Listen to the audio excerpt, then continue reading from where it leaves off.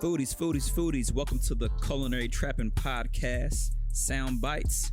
I'm Cam Kadeem. And it's your co-host, Chef Germ. Thank you for tuning in to the number one podcast in the world, in the galaxy. So please make sure that you like, make sure that you comment, and please make sure that you share this podcast with everybody you know, everybody you don't know, everybody you like, everybody you don't like, your family, your mom, your grandma, your grandpa, all of them. And as always, real food for real people. Foodies, welcome back to another episode of the Culinary Trapping Sound Bites Podcast. Germ, how you feeling, man?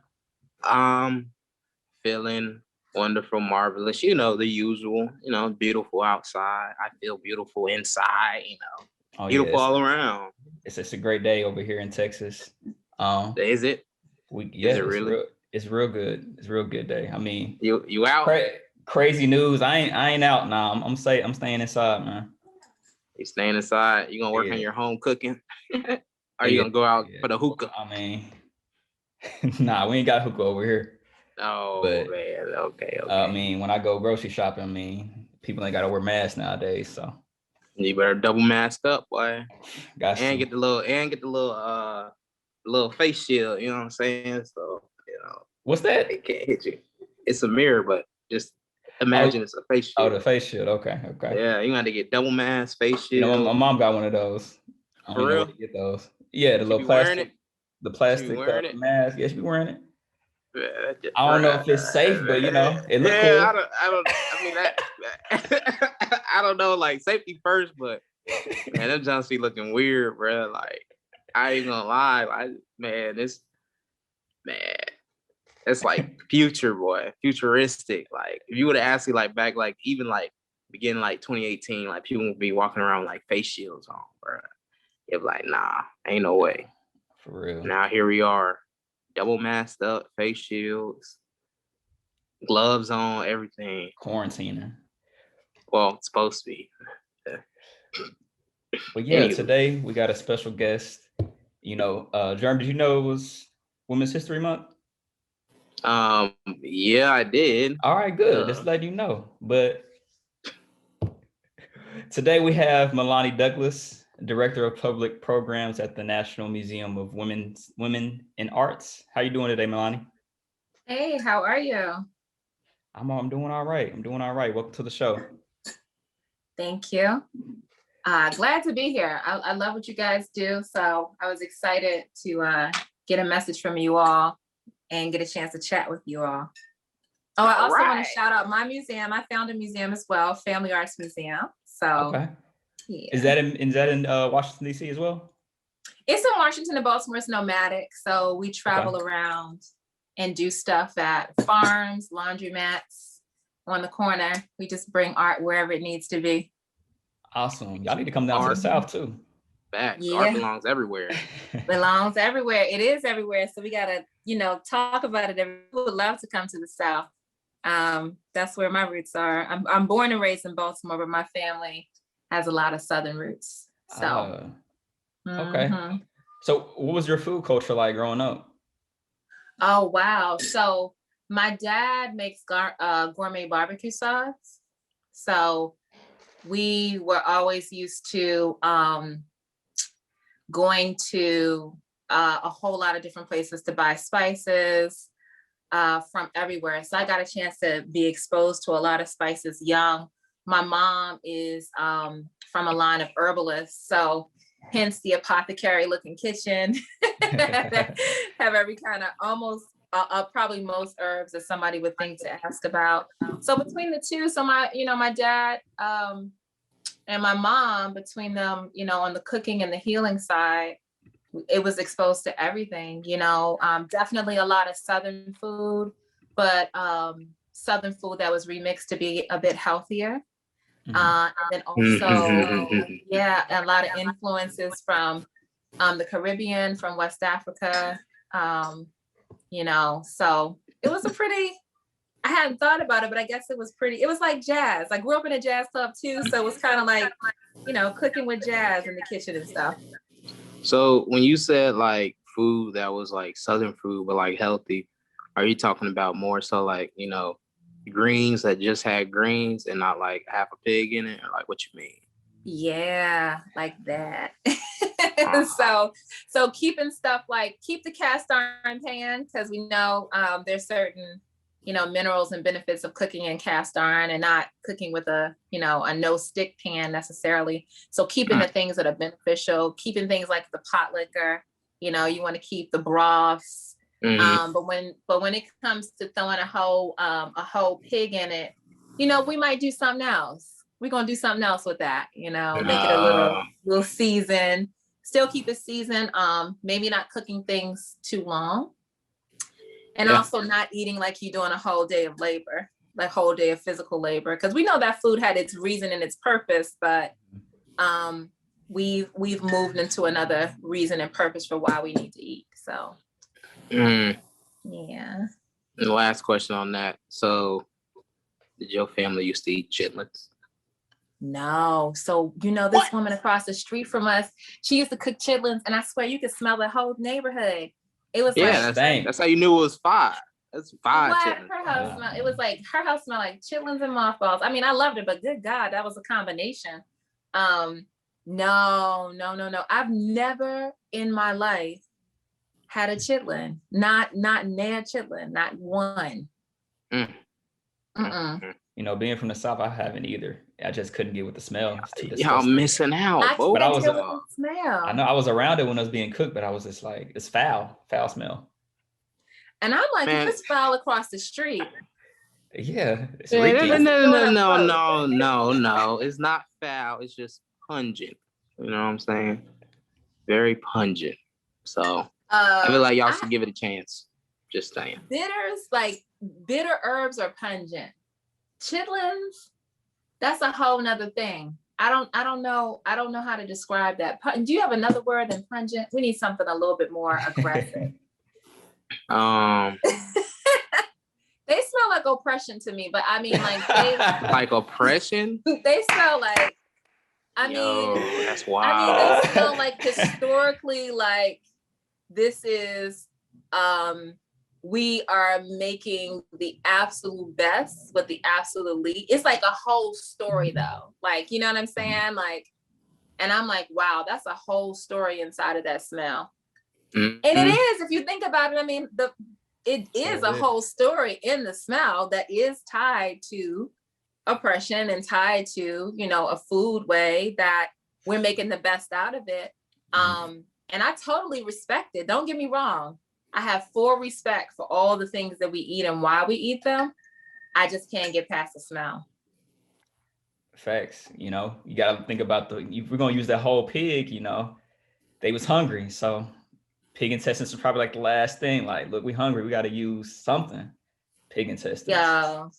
When we talk about when we talk about recycling, when we talk about, using the most and, to me, when you look at Black culture and you look at Black food culture or just Black living, chitlins are a perfect example that we were not one to waste anything. And that has been our food story, our music story, our home story, our love story, our family story. Nothing is wasted. Nobody's excluded. And so that's why I have a genuine love for chitlins, you know what I'm saying? Even though I never ate them, but I have a love for that story and what it means to us. And also, what it got us through. It smells like oppression because it got us through oppression. I ain't mad at it. I'm just not going to eat it. Okay, for real. Okay, I feel the vibes. So what's your dad? You say your dad's into barbecue sauce, or he creates his own barbecue sauce? Yeah. Can you talk a little bit about that? Just growing up. Man. I'm gonna stand on my I'm a daddy's girl, so let me put that up front, but I do stand on my father's barbecue sauce. It is the best barbecue sauce in the land. I'll have to send you guys some so you all can also become disciples of the sauce. But yeah, growing up, and it was like, Friday after school, usually there would be stuff to like label, get boxes together, and then early Saturday morning, wake up with him to go spice shopping. The the smell of it in the house. But he's also like a master grill. Like he's amazing on the grill. My mom's she can just cook. They cook. My brother cooks. Men, women, everybody cooks. You know, everybody was just cooking in y'all's household. Oh man, but it was always something new. So he would do something crazy, like he would do something with like crepes. You know what I mean? Like throw something just that you would never imagine in the mix. And he was always trying something new. And if he had friends from somewhere else and they gave him a new spice, they were always bringing him new spices. So I got introduced to like palm oil early, you know, introduced to like harissa and all kind of spices from just growing up with my dad, you know. I love it. Were you like kind of like beside him when he was making the sauce? You like help him make the sauce at all? Yeah, always. That's what's up. Always help him make the sauce and always help, you know, make it, bottle it. I was always up under both of them. So up under my grandmothers, you know, so I learned a lot. It's so funny. This project has made me think about the ways that we hid a lot of our, the term I use, the term that I've coined is ancestral and cultural technology. And so like, and that's like the way that I refer to it. But in the kitchen, we put a lot of our magic, a lot of our spells, a lot of our healing, you know, in our recipes, our stories, our songs. So to me, the kitchen is kind of like more than a place of eating. It's a place of healing. It's a place of reconnection.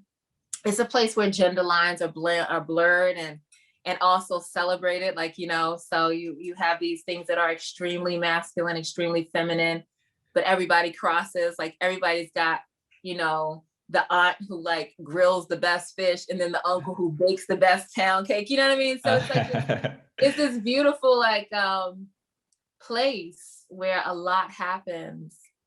And I think a lot of our salvation is in there. So that's what's been so exciting about doing this project is reclaiming like that part of my own history and connecting with other people to do the same. Okay. So I guess we should probably elaborate on the project for all the people listening who don't know what it is. So could you go into the Reclamation? Reclamation. Oops, my bad. I really suck at pronouncing words. That's how it looks. Reclamation. When you look at it, it does look like reclamation, but Reclamation. So I started this project in 2015. And I was doing a workshop called Undoing Racism, and it was with the People's Institute. You know about the workshop? That. Yeah, my mom loves that workshop. Really? Have you done Absolutely. I personally haven't like done it, but I've been sitting in when she used to do it. Yeah. Very informative. So are you in Louisiana? Where are you? No, right now I'm outside of Atlanta, but my mom, she's from Louisiana, and then my dad's from Mississippi. So she knows the folks down there that do it. Yeah. That's awesome. Yeah, that's good. So I was in that workshop, and it's a fascinating workshop, right? And not to, you know, give the whole process, not that I could give the process away, but one part really talks about culture and how we identify to culture according to Black, white, people of color, et cetera.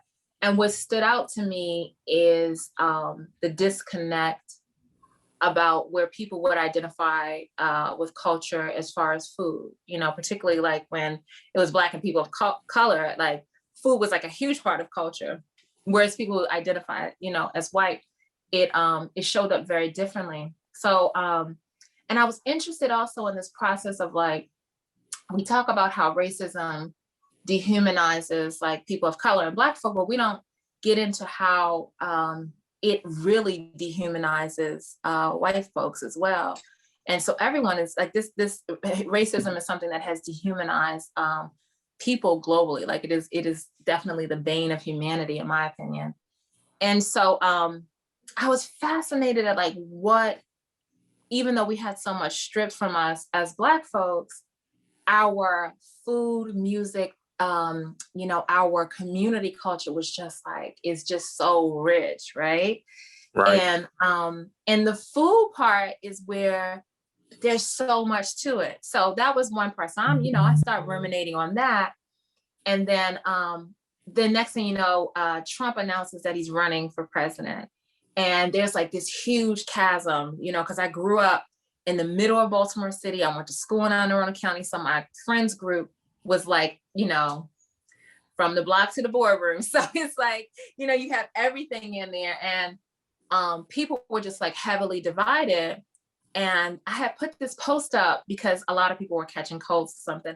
I was like, so what does your family do for like colds? Is it like, what's your family's version of a warm drink or a broth? And almost everybody said something about basically a hot toddy or a bone broth, right? And I'm like, I got somebody from school who like grew up in Thailand, somebody in the backwoods of like, like just trailer parks outside of Glen Burnie, somebody who's like Park Heights. I mean, everybody had like bone broths. Then they had a liquor, a honey, and a citrus, something dealing with like, a hot toddy. And I was like, it's amazing that during this time period where people just can't even talk to each other, everybody's on this post talking about this healing. Right. So Reclamation was born kind of in those two moments where just realizing that when people move themselves beyond how we identify as race, there's this common ground of culture that has something to offer food. So the question for me was, what was your great grandmother's approach to healing, to remedies, recipes, and rituals? And so when you look at what your great grandmother, your great grandfather did, that's what I want to know. Like, and how did it change? How did racism impact your family's lineage through food? So like you have Italian people who used to identify as Italian, but now identify as white, and they're no longer using garlic. They're no longer using, they're like, there was a period where their food was sanitized so that they could become white. And there's a book called Perfection Salad, where the woman was like, the way that we can civilize these new groups of white, Italian and Irish is to make their food less spicy, making them more quote unquote civilized, read that as white. So I was just fascinated by all of that, and decided I wanted to do a project. And then over 5 years, it finally happened. It almost didn't happen. We got a grant from the NEA, because at first it was like, is this art? Is it not art? And I'm a person that's like, it's art. We live in it. It's art. This is where a lot of art is. And then once we got the grant from the NEA, everybody was real quiet, and we were able to do the work and get it done. So that's the genesis of the project. Wow, I love that. Amazing. What were some things that surprised you about the project? Two things that surprised me. We have 9 artists that are showing like their very intimate space of the kitchen, right? So these are artists that are, do a lot of things in professional ways and are, contributing to museums. And I wanted them to show bare bones intimate of them cooking in the kitchen, sitting at the table, eating with family, share a recipe, share a story. And I was so surprised by their response because they talked about how they just hadn't even thought about how their kitchen is just a mirror of their artist studio. Like the creativity that they have in the studio and the same process they have in the studio is what they bring to the kitchen. And then also I was surprised at how intimate the videos that they share, like to really show this behind the scenes. And then the other part I was surprised is that how excited, because this is also a public exhibition where you can be a part of it by submitting a recipe and a story. And I was really shocked that a lot of people were excited. And now we're going to open it back up in I think either August or September, because people are like, oh, I want to submit. And so we're going to open it back up and do another launch of Reclamation Part 2. So that's going to be exciting. Oh, yeah.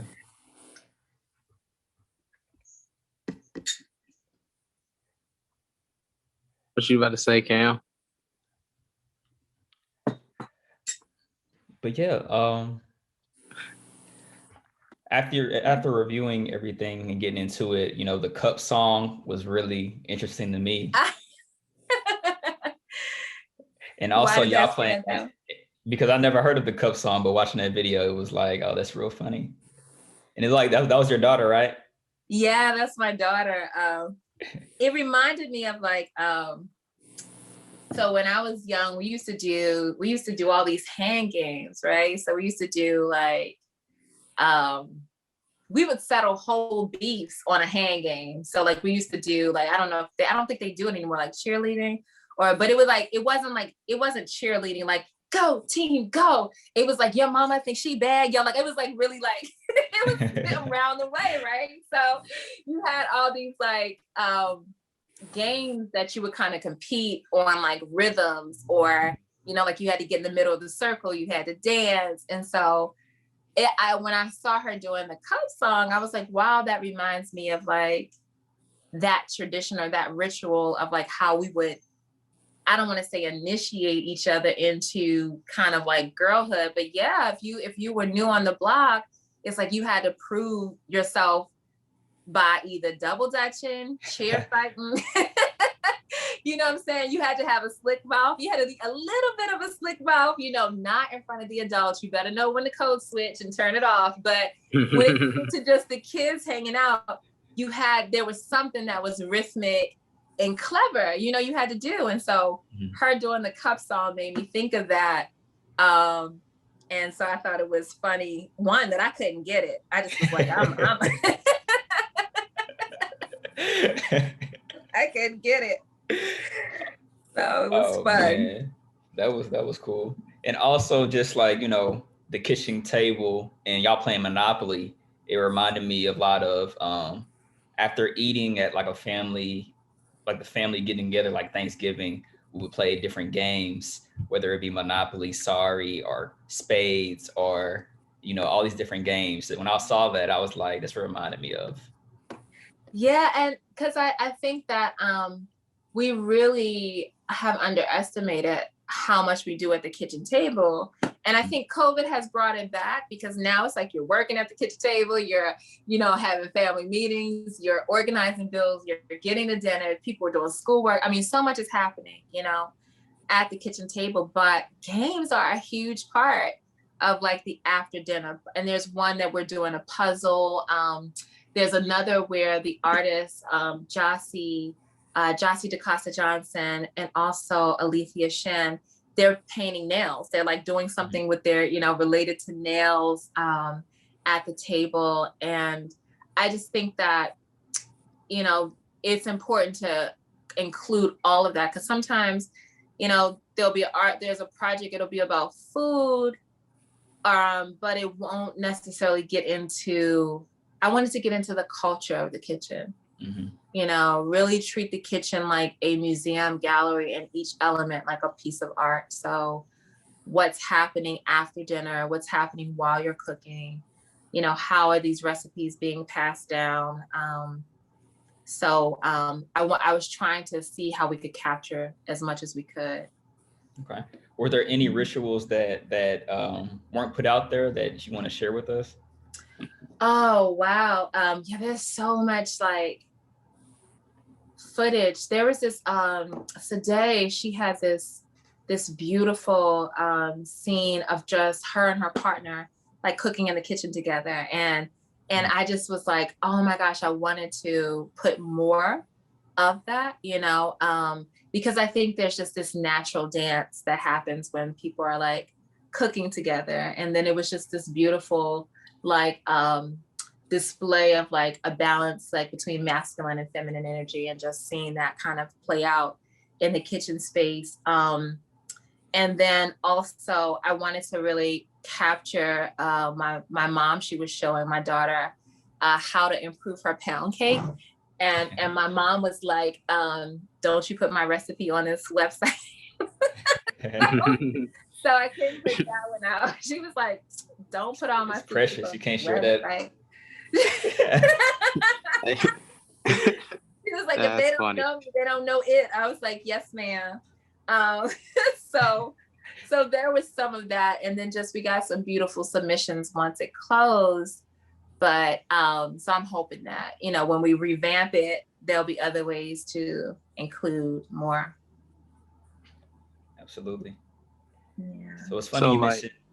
You go ahead. I'm not. Well, I was gonna say like out of the submissions, like, did you have any favorite recipes that you've seen come across? So this is the thing I'm about to do next is to start to I want to attempt myself recording and making some of these recipes. Oh, that'd be fun. We'll see how this goes. Because Uh-oh. it's some good thing. I mean, don't get me wrong, I love to cook, but I don't always follow a recipe. So there is a papaya salad recipe I wanted to try. Somebody had put in, and I'm trying to see if I can find it. She put in like cannabis brownies or something. So that was a website that was something that was submitted. I was like, okay, this is interesting because it's like this is telling the times, right? So you're Yeah. seeing this, and that's like what I mean, like how food also sells this political story. Because literally, like 6 years ago, if I did this project and somebody submitted cannabis brownies, it would be a huge. I'd have had to go to the board. People would have been like, "Can you do this? This is terrible! Oh my god!" But now, now as you have like this legalization of it in different places, it's normal. It's becoming like, you know, yeah, there's people cook with it, you know. So it's like it's just. But I'm thinking like how recipes tell the story of the politics of the time. So I thought that was a really. I'm interested in that one. And then there were just some great vegetable recipes. I'm not vegetarian, but I eat like a whole lot of vegetarian food, a whole lot of vegetables. So I was deeply like impressed with it. And then people are out here baking their behinds off. Now that part I might not be able to help anybody with, but we're gonna see. But there was definitely some recipes with baking that I was like, wow. And then to see it play out on the map, like this one Linda's carrot cake, I was like, oh, I got to try that. It actually looked like a good recipe, you know? So, I mean, carrot cake is usually, to me, it's hit or miss. But when it's hit, oh yeah, I can eat the whole cake. this recipe looked like a hit because I feel the same way. When I look at certain, you know, you see a carrot cake and it's almost like you can look at it, you're like, that looked dry. Yep. You know, it just looks ashy. And so this one, when I was looking at it, I was like, oh, okay, this looks really, really like it has some moisturizer, like it's moist. Like, so I'm gonna try that one. But yeah, those are some of the ones that I like to try. And the family stories are beautiful. So every recipe typically has a family story because we wanted them to submit, you know, not only a recipe, but tell us your family story with the recipe. Like, how did it come together? Where is it from? What do you think you know about the recipe? And so that's been really great to see people submit that as well. Yeah, so always a story behind these recipes, especially the family ones. Always a story. And I did that because we have this thing called the Curative Collective, which were community organizations working at the intersection of art, food, and social justice. And they served as like advisors. And I was talking to someone about the recipes. And we got into this interesting conversation and where we kind of came to this point that we were like, yeah, you know, with Black folks, there's a history of people taking our recipes and making things like whole entire liquor companies, pancake mixes, and all kind of stuff on it. So people may not want to share their recipe. So that's when I said, well, okay, if they don't want to share their recipe, they could at least share their family story. And so that way you could enter the project either way that you wanted to. You don't have to submit your recipe. If your levels of trust are rightfully low, you know, even though that's not my intention behind the project, I respect the history that informed that trust. So you could just submit your family story if you wanted to. Yeah, that's a good idea. But I know even like with the recipes of my family, they're more like guidelines. They're not like I'll ask my mom the recipe for like she makes like this seafood dressing. And I ask for it like every Christmas because I forget it every Christmas. And it's like nothing specific. It's just like this, you need this, and that. And I asked her, like, yo, how much am I supposed to have? She's like, just enough. I'm like, okay. Like, Your ancestors are gonna Like, say, what is yeah, just you know what I mean? enough? Yeah, the ancestors. Once again, the ancestors just gonna tell me, like, all right. Right. She just sent me, it just say butter. It don't tell me a stick, half a stick. It just say butter, bro. Like, I don't know how much, but I'd be like, all right. What we doing here? Is it a pat of You know what I butter? mean? Is it a cup of butter? Yeah, I don't know. It just say butter. It's like, all right. Put some butter in it. Like, so Amanda Vercruz, who is my public programs manager, she's also one of the co-curators, and she was saying how she has like an extensive food history background. She's like, no recipe, like by the third time it's cooked, by like the second person who touches it, it's now a different recipe, you know? And so like, it's like literally no recipe is expected to like have this, you know, especially when it's traveling through a family, maybe not through a company, you know what I mean? I think, you know, people might want to get their cookie company recipe the same. We want some consistency, but once it starts to travel through a family, it changes dramatically. Aunties and uncles putting their own twist on it. Oh, yeah, man. But I did crack the code. So the code for my family to figure out a recipe is I pick one ingredient. So if they say butter, I'm like, all right, so do you put more flour or more butter? And they'd be like, oh, you put a whole thing of butter, but you only need like a half a thing of flour. And you're like, half of what thing? But it's closer, right? So I'm like, okay, so do you put more flour or more water? Oh, you only need a little bit of water. So for everything of flour, you put like a quarter of that of water. And I'm like, I get closer. And that's exactly how it was with my mom's dressing recipe, because she had, I think it was like chicken broth or something, and it didn't have like an amount. It was just said chicken broth. So I'm like, well, how much chicken broth? And she's like, until it's moist. I was like, what does that even mean? Like, I was like, moist before or after? Like, you'll know. I'm like, all right, you know. It's a whole situation. Yes. And but that's like the way you got to crack the code, like get into two ingredients and get them to compare everything to those two ingredients. And then it's like, okay, now I can figure out something, but it's definitely, oh, you need a little bit of that, a little bit of this, some extra this. And then I'm like, okay. And then when they taste it, it becomes a whole nother recipe, because they like, no, you need a little bit more of this. And you're like, okay, now I messed up all my ratios messed up. I had a 3-2 to 1-2 to 1/2 to 2. And you done just messed it all up. It ain't nothing but you and them ancestors in that kitchen trying to figure it out. So every time. Every time. So it's funny you mentioned Jossie. We had her on the show a couple of weeks ago. And the butterfly PT. Did you get a chance to try that? Oh yeah. Oh, I have some up here. You got some? I learned about butterfly PT through a dream. Yeah. So like it was a dream. Here we y'all go. Getting all the details. It's spiritual. Y'all are getting all the details. I'm not. You know, this adds to my theory that it's from Wakanda, because you know seriously. When in Black Panther when he went to sleep and he was in his dream. I'm telling you. So I learned about it in a dream pre-Black Panther though. I'm serious. Y'all getting all the details. Then y'all gonna be like, y'all have this voodoo woman working for this. Witch! I'm just saying it's true though. So let me tell you. So okay, do y'all want to know the story or? Yes. Okay. Yes. The answer is yes. So my massage therapist is Candace Meekins, right? Candace studied from Thai massage. She went to like Thailand to like learn Thai massage, right? She's phenomenal. I go to her to get a massage. And so in the middle of the massage, like I'm like I'm in a whole other dream. I'm like in I'm on another planet. And I'm there, but I'm not there. And I'm in another space, and it's like I'm on this kind of like flat, and it's this kind of like bamboo or something building, but it's also open. This man walks up to, while I'm getting a massage, and hands me this cup with this blue liquid in it. And then he squeezes something into the liquid and it turns purple.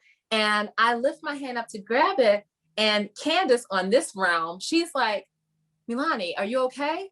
And I like wake up and I was like, girl, I just saw a man giving me some tea. I said he was giving me a blue liquid. She said, so I told her more about it. So Candace, then I'm like thinking, because I get stuff in dreams all the time. I'm like, okay, I'll look it up a little bit later. I'm not, but she was fascinated. She was like, what is, a tea that turns blue, a drink that turns purple? And so she looked it up and it was the butterfly PT, which has this really crazy name like clitifloria or something, but it's for women's reproductive health primarily, right? Oh, and okay, so I was makes working with, it makes sense. The Latin is in there. The Latin is in there. So, and I was like working with like different women on like women's reproductive health. So I ordered some of the tea and got it. And I love it. So then Jossie, when I found out that not a lot of people know about it, but then when Jossie had it, and I was like, you have it too. And so now my daughter, anytime she goes through kind of like when she learns a certain kind of lesson, like last year, her lesson was confidence. She had to learn self-confidence.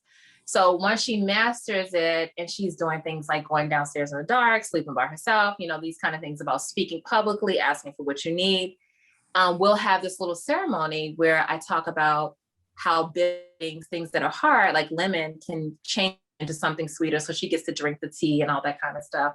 It's a whole ritual. But so that's how cute. I found out about I like the tea. that. Isn't it cute? It's fun. And so that's how I found out about the tea. But yeah, every time she has a milestone is the only time that I really let her have the tea. Wow. Yeah. The tea changes lives. It's out here changing lives, y'all, all from a dream and a massage. Get your massages. You get downloads of like teas and recipes. But yeah, I learn a lot for whatever reason. When I'm dreaming, I'll see another herb and I'll try to look, if I look it up. It's just a interesting landscape in my head around dreams. But yes, I learned about it through a dream while I had a massage. Have you dreamed of any other food or drinks before? That you remember? I've just dreamed of like teas. Like I've dreamed mostly like if I'm okay, so I make my face oil. So I'll make my like stuff for my face. I make stuff for my hair. So if I'm trying to figure out a recipe, I'll literally, when I'm dreaming, figure out what's missing from the recipe. Feel that. You know what I'm saying? So it'll be like I'm in the kitchen or I'll be somewhere buying the recipe, buying stuff for the recipe, and I'm adding it to my cart, or something weird, like my grandmother or somebody will come and like put something in the cart and the subconscious mind is like, right, with all these things. So primarily healing recipes, not as much food, or I do, if it's food, it's like I'm shopping for the food. Like I'm at some sort of, like I went to a fish market and my mom and we were looking at fish and she was, of course somebody was like, she's like, who's pregnant? But we couldn't figure out who was pregnant. So, those traditions carry down, but that's where it'll come up for me in this weird way, so that's how it happens. If anybody out there is having the same thing, find me on Instagram or something, because I know it can't just be me with these dreams. So being a tea connoisseur, what are you drinking on right now?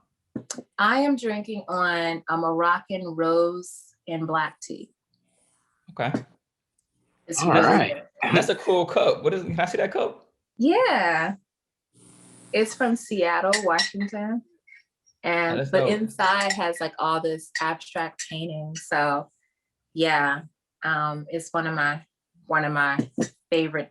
It's my mug I go to when I want the tea to actually cool down. Mm-hmm. If I want the tea to stay hot, then I have like a thermos. But when I want the tea to cool a bit and I don't want the flowers to heat as long, because sometimes certain herbs, if you heat them too long, they start to get bitter. So I'll put the ones I want to cool in this cup. Okay. Mm-hmm. Yeah, so I'm always drinking on something though. Are you familiar with the Aunt Jemima situation or the controversy in the story? A little bit. I know that she's no longer on the pancake box. Is that right? Did they take her off they took her off? Yes, they should. Yeah, how y'all feel? What y'all thinking about this? Yeah, we touched on it. We touched on it a lot in earlier episodes, but we kind of dived into it. I never knew that it was kind of like a racist, has a racist background. Oh yeah. But I was just kind of thinking about, it being, Women's History Month, and looking into the research of it. Aunt Jemima was kind of an entrepreneur in her own right, but kind of had like a bad deal to where, her family didn't kind of really see get properly, compensated for those years and years of her being on the label. But yeah, I just kind of want to see if you had any insight on that. But, well, I want to see her family compensated. That's what I want to see. I want to see her descendants not have to pay for childcare in college. I want to see them, have startup money for their own businesses. And so I'm definitely, glad it's off from a visual level, but I'm also interested in how that aesthetic shaped the reality for her family, and like, so you use the aesthetic, but then it looked good for the company, but it didn't look good for her family. Like, where are they now? So how do we make it look good for them? And I want to see their family have these benefits for twice as long as she was on their products.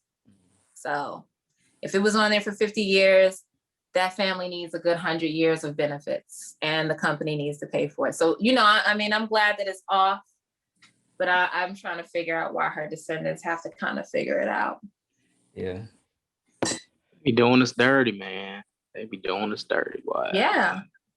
And that's why I think like cutting a check or taking it off, no, that's not enough. I mean, cut the check and yep.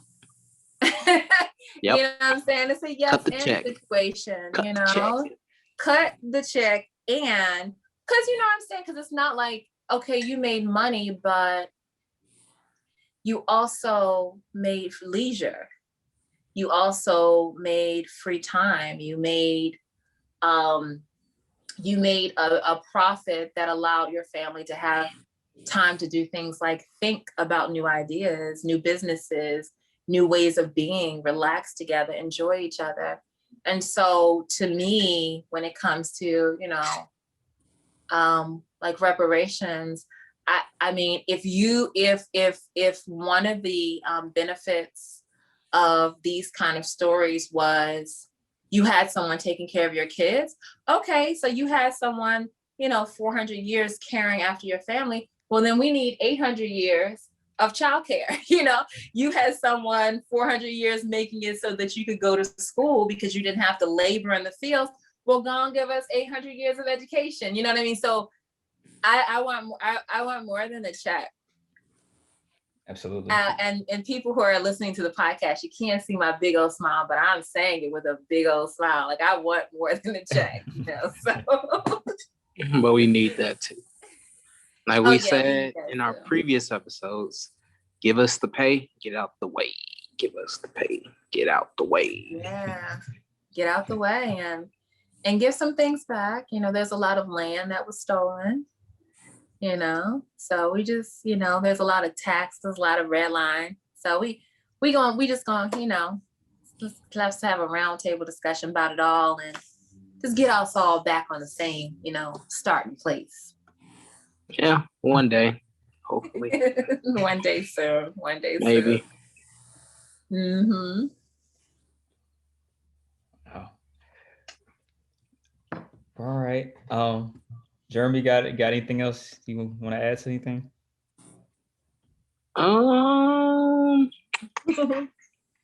Did have one, but I had to think about it. But what is your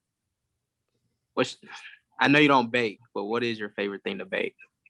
I know you've done at least one thing that you like. Cause I don't really bake, but I made a like a rum cake with like or a little rum icing. It was so it was like perfect. Like it wasn't like super sweet. It was moist and the icing was amazing. But I don't really bake like that.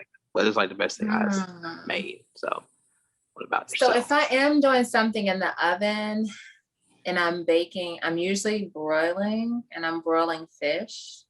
And I love to I take onions and I mix it with like a mustard and palm oil, and then season it so that it creates like this mustard sauce. And then marinate the fish in the mustard and the little pot of palm oil. And then I stuff the fish with like spinach and a little bit of tomato. And so then I'll broil it after it's marinated. So I'll do that, or take king scallops. Yeah. Like take king scallops and soak them in like miso and seaweed. But cut them up. And then the king scallops take on that flavor and broil them so they taste like scallops. The king mushroom is the big mushroom. If you slice up the stem, you can like marinate it in a miso and a seaweed, and it literally tastes like scallops. It's really good. I need to get some of that. I've heard some good things about that mushroom. It's phenomenal. It's a really, really good. And this is someone from Baltimore saying that a mushroom tastes good as a scallop. So I believe you. And the only thing I ever baked is I did a brownie, but I double baked it and I made this pecan caramelized crust on top. So I did like butter pecans and sugar, and I like coated it again, and then I fired the top. So the brownie was cooked underneath, and pardon me, somebody from my daughter's school called. The brownie was cooked underneath, and then like I just fired the top, which had like the pecan sugar, butter kind of like mix. So it created like this kind of candy on top of the brownie. Sounds good. So I mainly don't bake just because I just feel like the things that I bake are just going to put me in the hospital one day. So I'm not talking about you. Hey. Now she bakes. This is the baker. This is the pound cake queen, and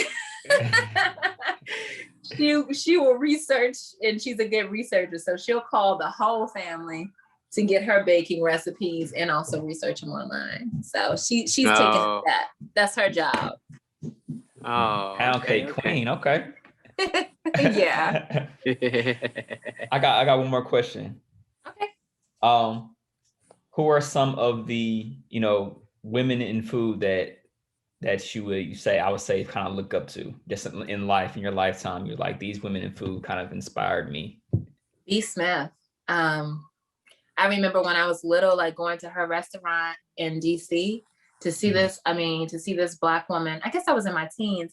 Black woman took over like the president's lounge of the train station and put a restaurant in there. And she was a model and had a cookbook, and she was just so fly. So I loved her. Jessica B. Harris, I love her. Her writing, she wrote High on Hog. Therese Nelson, she like what she's bringing to the table. It's so many.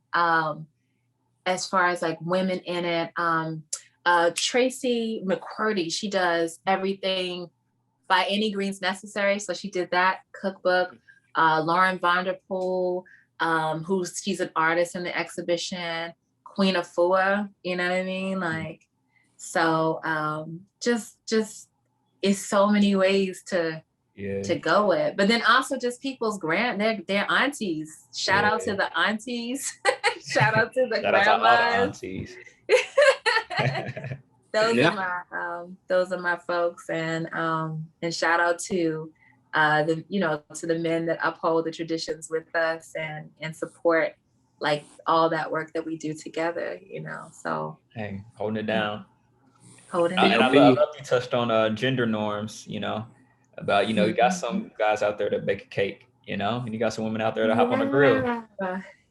Yeah, we do. And I think, you know, and that's the one thing that I loved about growing up in a Black household. Like, just I feel like the men are just so participatory, like in so many aspects, you know, like, I mean, they're just everywhere. They in the kitchen, they get the groceries, they, you know, they learning stuff, they figuring out stuff, they bossing on the grill. So Yeah. it's like, so there's just growing up with that idea of men and women being actively engaged in the keeping of the kitchen and the keeping of the house and the keeping of like the family. And sometimes I think that story is not told the way that it happens, like in our homes, because we know they can make it look any kind of way, but we know the uncles and the aunties, everybody up in there, and everybody that defines in between. So the kitchen is just where everybody is, and I love that part of growing up in a Black household. Absolutely. Well, Melani, we do enjoy your time. Thanks for coming on the show. If somebody wants to connect with you, where would they go? So on Instagram, you can look up Family Arts Museum.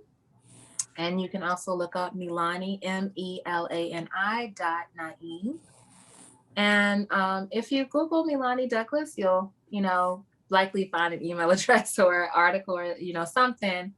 But, you know, reach out to me and I'll be happy to hear from folks. All right. We'll catch y'all on the next episode. As y'all know, real food for real people. And we'll catch y'all next time. Peace. Deuces. Thank you all.